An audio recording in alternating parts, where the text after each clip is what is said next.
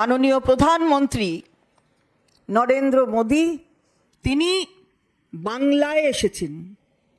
বাংলায় এসেছেন, তার আগে বিহারে গিয়েছিলেন। বিহারে গিয়ে বাংলার প্রতি এত প্রীতি যে বিহারে বক্তৃতা দিতে গিয়েও বাংলার কথা বললেন। বললেন কি, বেঙ্গালুরুর মতন বীরভূম হবে, জয়পুরের মতো জলপাইগুড়ি হবে। ওটা কি অ্যালফাবেটের সঙ্গে অ্যালফাবেট মেলানো?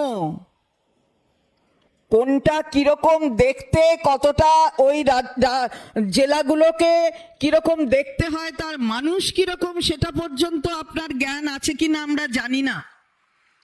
অন্তত বেঙ্গালুরু আর বীরভূম আর ওই জয়পুর আর জলপাইগুড়ি এসব বলে টলে নিজেকে আর নিচে নামাবেন না।